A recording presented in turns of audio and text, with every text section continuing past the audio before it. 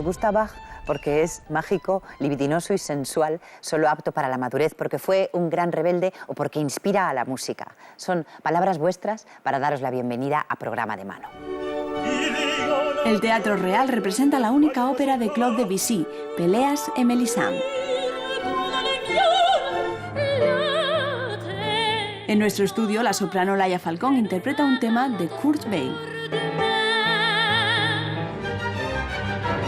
Carlos Calmar nos habla de su primera temporada al frente de la orquesta y coro de RTV.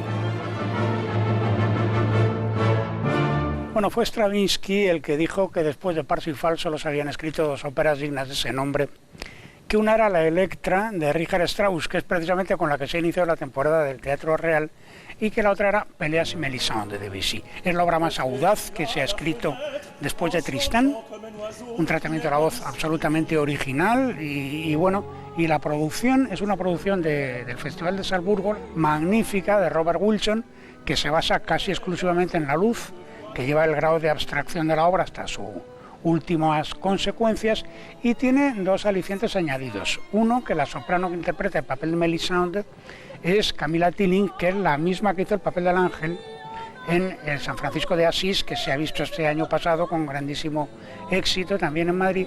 Y segundo, que el director musical también es el mismo que dirigió San Francisco, es decir, Sylvain Cambrelen, que a su vez es el mismo que dirigió musicalmente esta producción en Salzburgo. Péléas et Mélisande es la única ópera que concluyó Debussy. Estrenada en 1902, está considerada la primera ópera moderna del siglo XX. Su texto cuenta una historia medievalista y abstracta basada en los temas del adulterio y la muerte. La partitura está organizada al modo wagneriano, con leitmotivs, temas reservados a la orquesta sin alcanzar el canto, para que la música exprese lo que la palabra no puede expresar.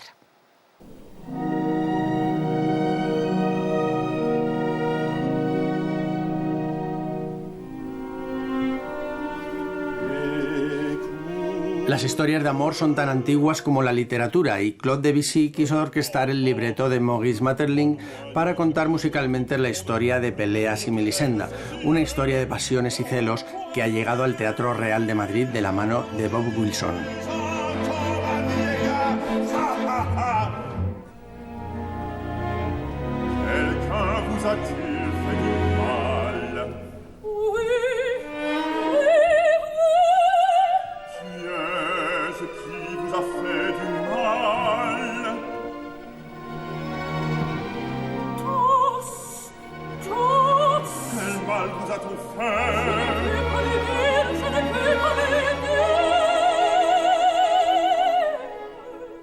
Je crois qu'il existe très peu de pièces d'opéra où la musique raconte aussi bien l'histoire. La musique complète le texte.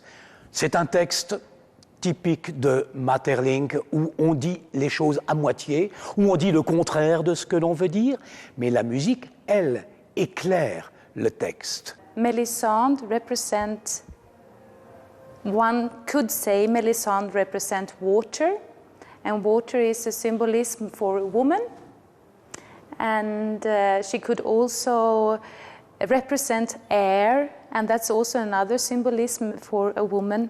De plus, la prosodie, la façon de mettre chaque mot en musique par Debussy est extrêmement proche de la langue parlée. Mélisande y Golot se conocen en un bosque y se comprometen. La pareja, ya convertida en matrimonio, recibe las bendiciones de Arkel, abuelo del joven y rey de un lugar imaginario llamado Alemond. Cuando Péléas, hermanastro de Golot, aparece en la historia, el enamoramiento con Mélisande es instantáneo. La joven pierde su anillo de boda y la sospecha de estar siendo traicionado desatan los celos de Golot.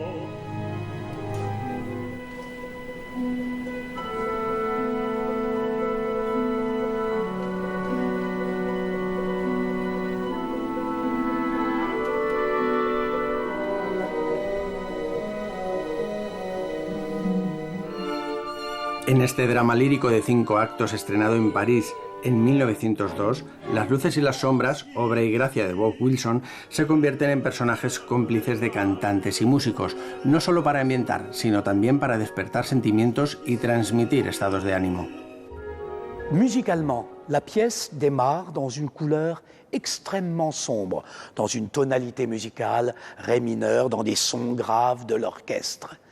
La pièce va se terminer, au contraire, dans une sonorité extrêmement claire de do dièse majeur, avec des flûtes et des violons dans l'aigu.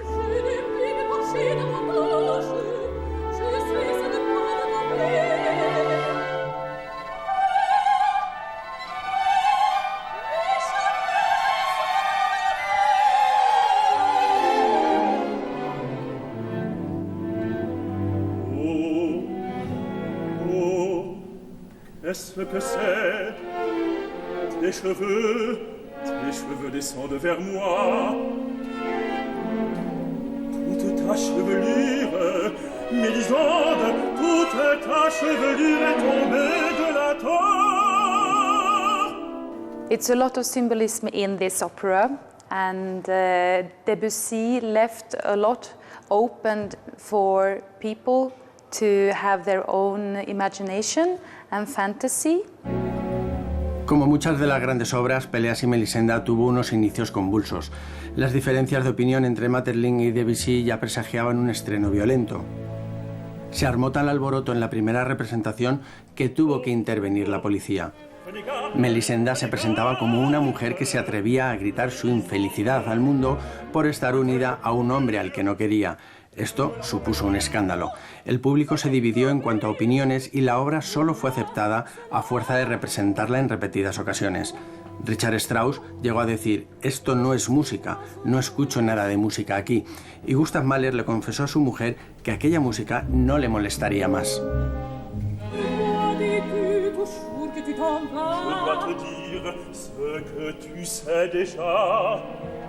Tu ne sais pas ce que je vais te dire. Mais non, je ne sais rien. Tu ne sais pas pourquoi il faut que je m'éloigne. Tu ne sais pas que c'est parce que je t'aime. Est-ce que c'est un grand amour? C'est en tout cas une passion de la part de Gollot, oui. Gollot aime passionnément Mélisande. Entre Mélisande et Péléas, c'est plus subtil. Mais c'est un amour froid, un amour distancé. S'il y a passion, c'est une passion qui est impossible de vivre. C'est pourquoi elle se termine dans la mort.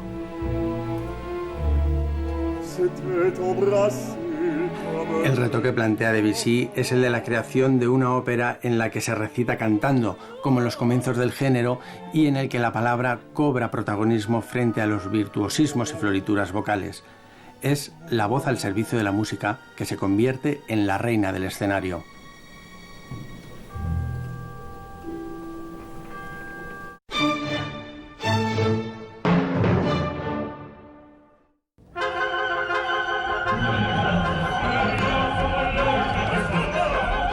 En el mes de diciembre y también en el Real está Lady Macbeth de Sostakovich, que es una obra impresionante, de una energía y de una fuerza dramática absolutamente fuera de lo común, y que es una de las sátiras, bueno, más que sátiras, porque también es una tragedia antiburguesas más violentas que jamás se hayan escrito. Es una crítica acidísima del papel tradicional, contra el papel tradicional de la mujer, etcétera, y claro, pues es una obra que indignó profundamente el puritanismo de aquel antiguo seminarista que se llamaba Stalin, y también de Zhdanov, que había sido seminarista también, pero que además cuando luego la obra se estrenó en Occidente también produjo el mismo tipo de reacciones. De hecho, hubo un crítico estadounidense que habló de música pornográfica.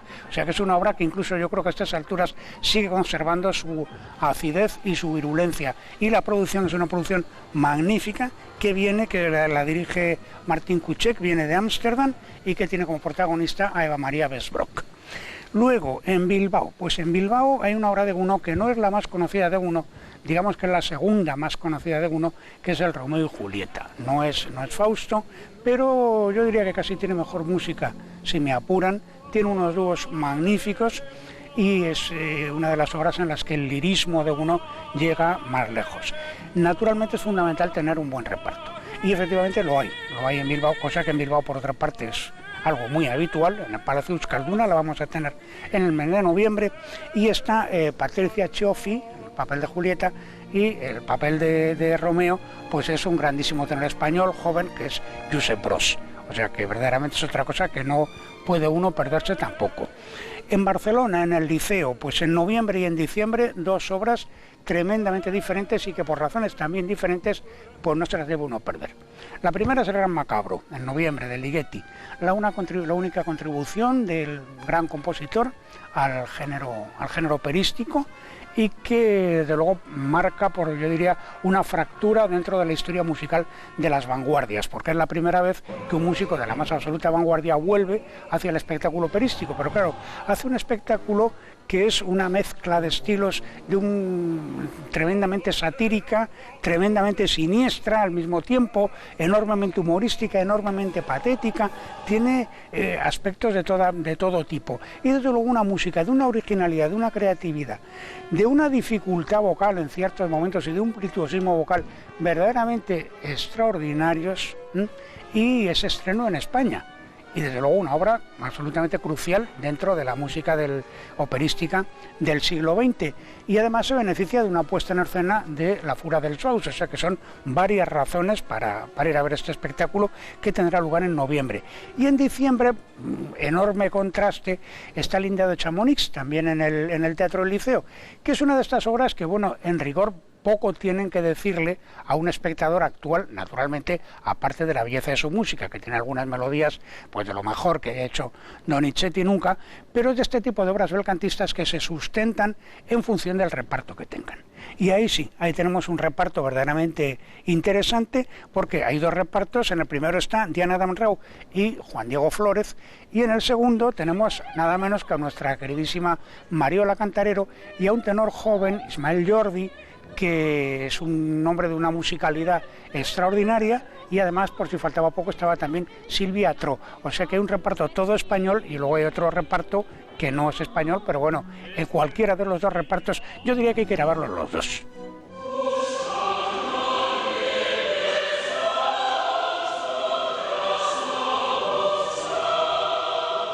Valencia, en noviembre, en el Palau de las Arts. Ahí lo que está es una obra que yo diría que tendría que ser imprescindible que se hiciera todos los años, que es Boris Godunov, que se hace además en la versión primera, en la de 7 escenas, que no tiene personajes femeninos, una obra de una austeridad y de una rotundidad verdaderamente digna de encomio, pero que yo creo que sería obligatorio verlo, y sobre todo para los chicos de las escuelas, porque es la ópera más roja que se haya hecho jamás, y jamás se habrá hablado con tal pertinencia y de manera tan descarnada de lo que es la estructura íntima del poder.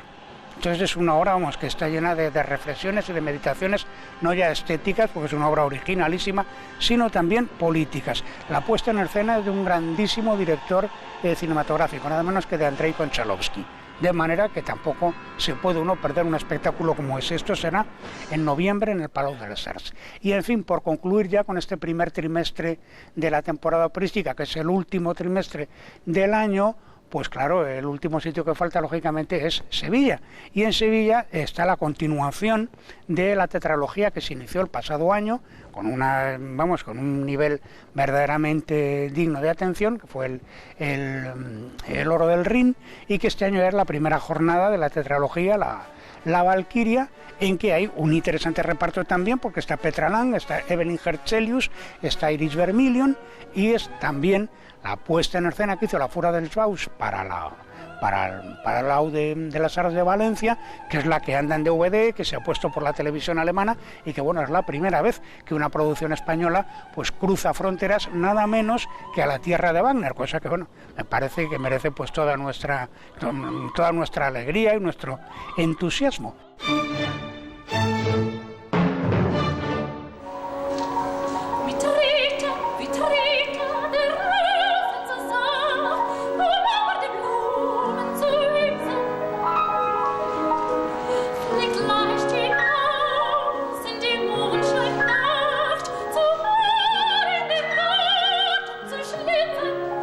Hoy tenemos el privilegio de escuchar a la soprano Laia Falcón y al pianista Ángel Cabrera. Bienvenidos y muchísimas gracias por estar aquí. Muchísimas gracias. Cada uno de vosotros tiene una fuerte personalidad artística y una carrera en solitario. Pero, Ángel, ¿cuáles son las claves de vuestro entendimiento musical? Pues sería difícil de explicar, la verdad, porque aparte de que son muchas, son también muy personales, ¿no? Yo tengo la suerte, por ejemplo, de actuar por todo el mundo con diferentes grupos de música de cámara, en dúos, tríos, con cantantes, con instrumentistas. Y es verdaderamente difícil encontrar a alguien con el que te sientas totalmente en comunión a la hora de hacer música, ¿no? Y esa es una de las cosas que me pasa con Laia y es una suerte y un privilegio. Y yo creo que, bueno, lo principal sería el amor que tenemos los dos por la música, ¿no? Y por este hecho en sí mágico de la interpretación. Laia, la crítica ensalza la belleza, la calidad y la inteligencia de tu forma de cantar. Pero tú, en estos momentos, ¿qué andas buscando? ¿Cuáles son tus inquietudes musicales? Para mí, lo más importante es dar con el modo, con el formato, con las obras, con la magia del concierto, con los que conseguir hablar de lo que nos pasa, conseguir hablar de cómo somos por dentro, de por qué nos preocupan determinadas cosas, sentirnos reflejados en algo y prenda la emoción. Entonces la cosa va bien. ¿Cómo te concentras? ¿Qué se te pasa por la cabeza en el momento de cantar? Eso, me concentro en lo que quiero cantar, lo que quiero contar. Buscar la emoción mía e intentar, es como si el público fuese parte del instrumento, intentar ver en ellos cómo van reaccionando y si algo de lo que hemos traído a contar les importa y si eso tiene sentido estar hablando de esto en este momento, ¿no? Eso es. Vais a interpretar una pieza de Kurt Weill que decís que tiene mucho que ver con lo que nos está pasando social y políticamente. ¿Por qué? Pues traíamos esta canción maravillosa, Yukali, que compuso en torno al 35-36, ni más ni menos, con un poema maravilloso de Cerney. Y habla de nosotros, de cómo estamos ahora, de cómo estaban ellos antes. Habla de la importancia rotunda, enorme, inaplazable, de defender lo bueno y lo justo, por muy difíciles que estén las cosas, por mucho que nos llamen ingenuos, por muy gris que esté el fondo. Eso es lo que queríamos cantar.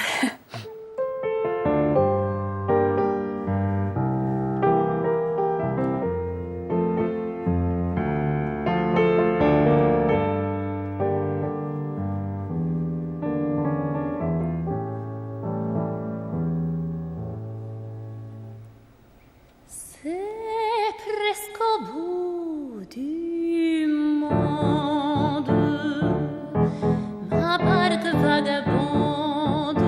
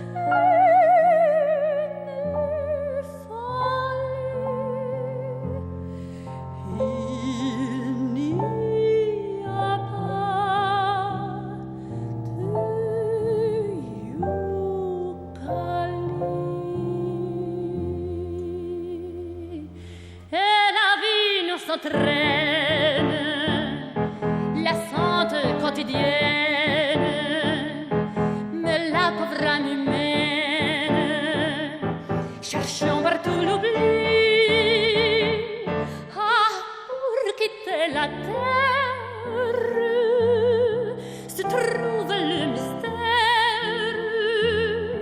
On aurait se taire dans quelques yucali.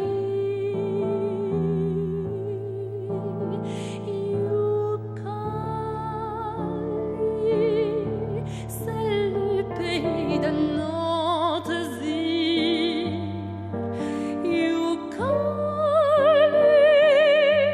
C'est le bonheur, c'est le plaisir.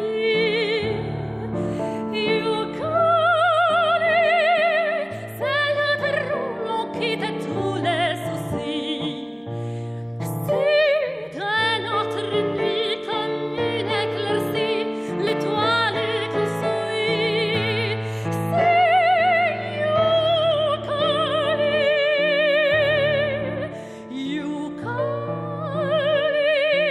c'est le respect de tous les vœux échangés.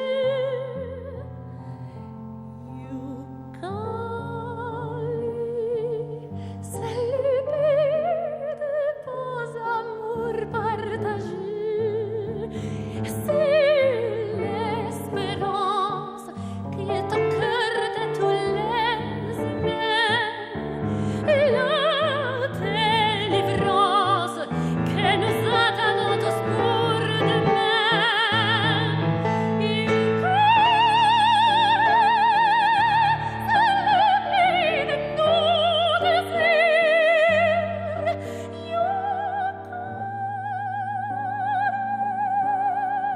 C'est le bonheur, c'est le plaisir. C'est un rêve,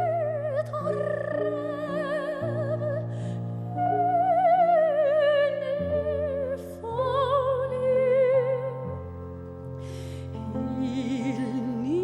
Il n'y a pas de yucali, mais c'est un rêve, une folie. Il n'y a pas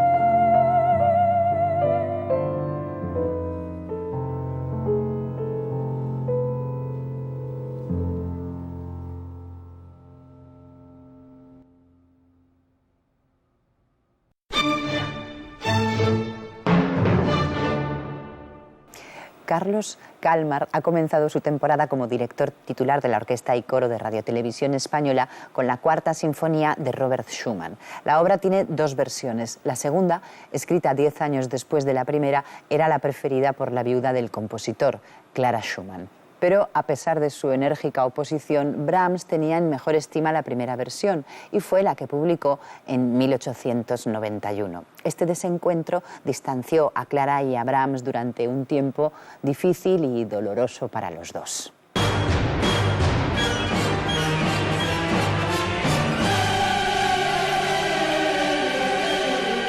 La Orquesta de Radio Televisión Española estrena temporada y batuta. A partir de este año y durante las próximas temporadas, el director uruguayo Carlos Kalmar estará al frente rigiendo cada uno de los movimientos de la orquesta. Durante los años que voy a pasar aquí con la Radio Televisión Española vamos a tocar obras que en realidad mucho de nuestro público no va a conocer. Pienso que es una temporada muy interesante, con muchas aventuras musicales. Y esas aventuras musicales comienzan con los 22 conciertos programados para esta temporada. La música española tendrá un protagonismo especial y podrá escucharse dentro de una programación en la que la variedad de títulos, autores y estilos nos traerá partituras desconocidas para el gran público. que hacemos una sinfonía de Copland que se ha escuchado muy, muy pocas veces aquí en España, supongo, como también he destacado la cantata criolla de Antonio Esteves, que es un venezolana, como la obra que hacemos después en determinado momento en la temporada de Narong Prangcharoen, que es un compositor tailandés. Traemos una obra de 8 minutos y medio que tiene una energía inmensa, etcétera, etcétera. Pero también tenemos directores invitados que van a estar por primera vez con nosotros, como Michael Francis, el joven británico, como gente que ya ha venido varias veces y es muy, muy amada por nuestro público y la orquesta. Eso para mí siempre es la mezcla lo que importa.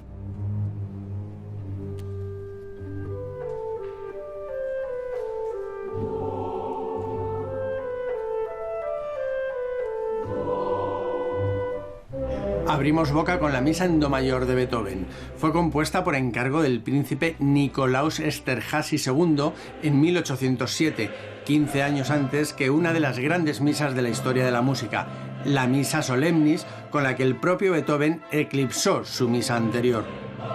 Aunque es mucho menos interpretada que la solemne, los expertos coinciden al definir la Misa en Do mayor como una obra maestra que ha permanecido subestimada y que contiene una carga emocional de la que carece la Misa solemne. Por poner un ejemplo, el Gloria de la Misa en Do mayor es comparable al de la Gran Misa de Beethoven.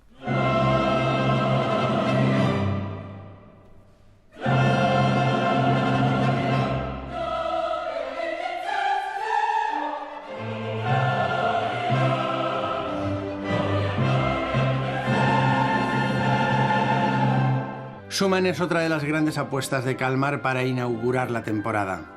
Su cuarta sinfonía, que podríamos definir como melancólica y enérgica a la vez, es en realidad una nueva versión de su primera sinfonía que revisó para eliminar elementos instrumentales. El compositor alemán terminó esta revisión en 1853, 12 años después de componer la primera sinfonía.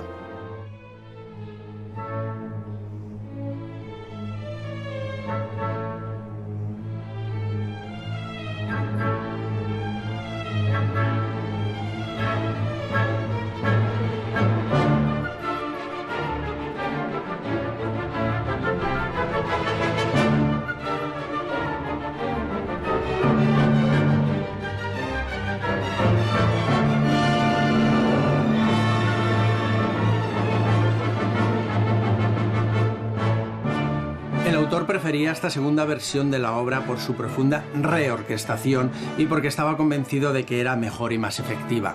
No obstante, aquella primera sinfonía de 1841 no quedó en el olvido gracias a que Brahms la relanzó y consiguió publicarla en 1891, a pesar de la negativa de la viuda de Schumann a que esta obra fuera rescatada. Carlos Kalmar estrena temporada frente a dos partituras alemanas y con la Orquesta de Radio Televisión Española, con la que ya había colaborado ocasionalmente en temporadas anteriores. Ahora vuelve, batuta en mano, con la intención de sacar lo mejor de cada uno.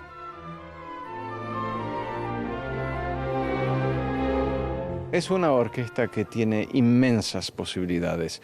Es una orquesta de alto índole técnico y son gente que está muy, muy dispuesta a trabajar duro. Y lógicamente yo tengo cierta fama de trabajar bastante.